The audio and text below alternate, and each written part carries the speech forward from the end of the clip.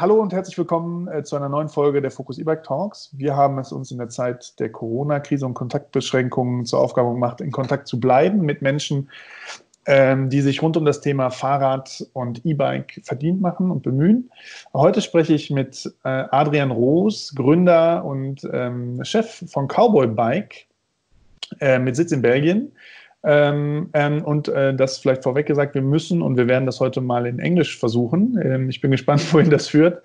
So, warm welcome, Adrien. Hi, Patrick. How are you doing? I'm fine, thank you. Hope so are you. So, first of all, because normally most of the people I talked to last weeks and days are German people or living in Germany. Maybe give us a short introduction to things or to the situation in Belgium. In terms of the lockdown, you mean? In terms of lockdown, yes. Yeah, so the situation in Belgium, I would say, is okay. We have relatively tight lockdown measures, not as tight as France and Italy, but significantly tighter than what you guys have in Germany. So we have to stay 1 kilometer away from our house at a maximum. We cannot see friends and family. So it's been 6 weeks and hopefully only 2 more weeks. Okay. Fingers crossed. And let's give us a short introduction into your brand, into what Cowboy Bike is about. Yeah, so I created Cowboy now nearly 3 years ago with my co-founders, really to accelerate the adoption of electric bikes within city as a real means of transportation. When we started, we noticed that most electric bikes were either super expensive, either poorly designed. So we decided to design an affordable, high-quality, connected urban bicycle to really encourage people like you and me to take up cycling. Mm-hmm. And people say that, or when you find some news articles about Cowboy, you always read it's the iPhone or the Tesla of bicycles, maybe of e-bikes. What is that all about? You use GPS tracking, SIM technologies, etc. My interpretation of the analogies is our focus on is our obsession on design and technology to build a significantly superior product. What our customers really love about the bike is its design, is how the bike looks, but design is so much more than that. Is how it feels, is how it rides. So there's no buttons, there is no setting. Once you switch it on, everything is automatic, and it's one of the best riding experience you can find. So for me, most of the analogy I assume comes from there. What you mentioned is very true. We designed the bike from day one as a connected object. So the bike is connected to the user with a mobile application through a Bluetooth connection. It's also connected to a server with a modem. So that enables us to provide additional value on a daily basis to our users. Mm-hmm. For example, one of the first feature we released with the first version of the bike 2 years ago is the Find My Bike feature. So our users can always see where their bike is. And now what we are in the process of releasing is that if your bike is locked, for example, outside, is you're having you're having coffee somewhere. If someone moves your bike, you're gonna get a notification. So we have this digital connection between the user and the bike. That's just one example, the theft prevention, but also from a maintenance point of view, we always know the state of the system. So if anything happened with your bike, we're going to have an automatic notification, and when we can reach out to you and say, hey, Patrick, seems like something is off with your battery, let us send you a new one. And that really enables us to really provide a superior customer experience, which is really what we focus on. Mm-hmm. So here in Germany, maybe in Belgium as well, they tell us to ride bicycles in nowadays in times of Corona, to stay healthy, to be mobile in an individual way. And most people I talk to, they say, okay, people in Germany ride bicycles like they never did before.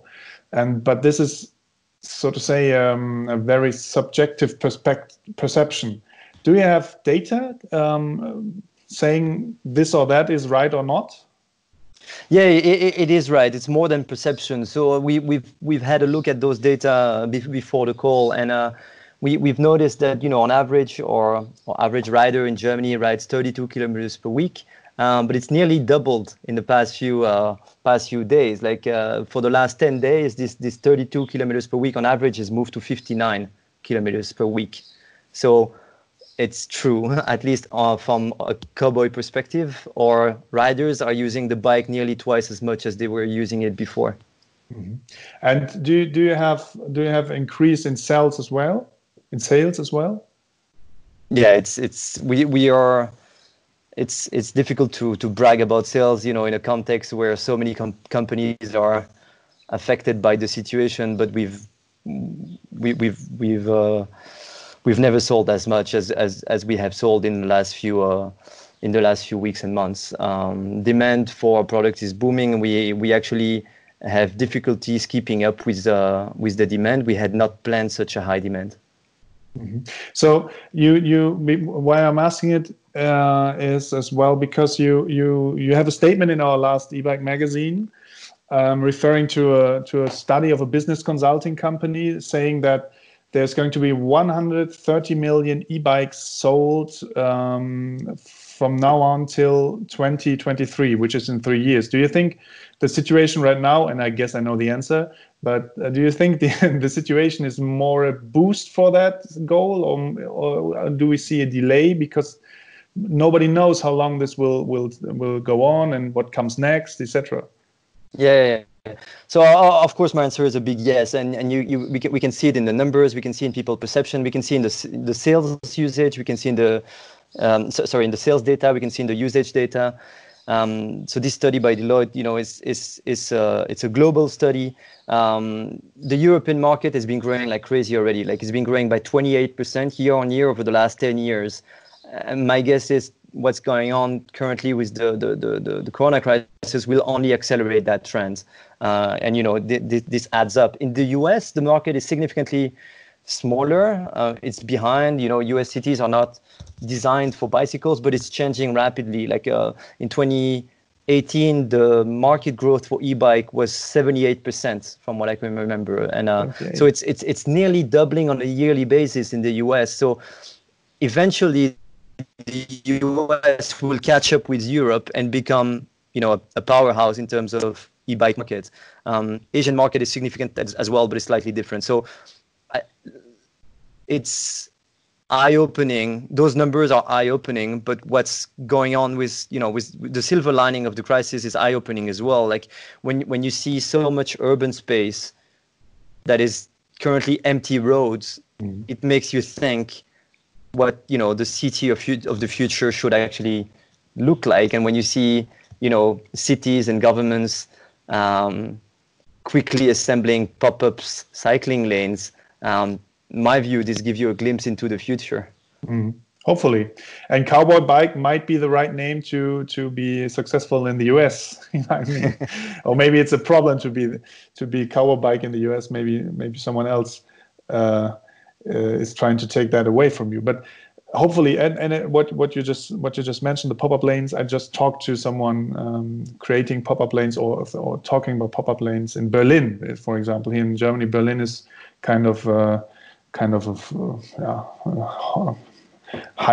hot place for pop-up lanes right now, and they as well. He thinks that they will last over the crisis or beyond the crisis. Not in that number, not in the great number, but there might be a start for better cycling infrastructure here in Germany. How is it in Belgium? What about your infrastructure in terms of cycling, for bicycles? You know, I would say it's probably similar to, you know, most Europeans. The short answer is not enough. Not enough. Like Belgium is a very divided country. There's been a great amount of work done in Brussels over the last few years, but we are still quite far from where we should be if we really want to encourage cycling as a real mode of transport. We can see it. You know, Amsterdam is the perfect example. It's hard to know or to remember that, you know, a couple of decades ago, Amsterdam was full of cars, and it's really by cities have a major role to play. Like they have to build the infrastructure. They have to refrain cars from taking all the space. And once you do that, once you allow people to move, once you restrict the space to cars and allow people to move around on scooters, on bikes, or just walking, then the city completely transform itself. So hopefully this trend will happen and will be a positive side effect of this crisis. Hope so too, Adrien. Hope so too. Thank you very much for the insights and for the information. Thank you. Stay healthy, and maybe we have the opportunity to talk again when all of this is, however we call it, over or better or different. Yeah, let's stay in touch. With pleasure. Thanks for having me, Patrick. Thank you. Bye, Adrien.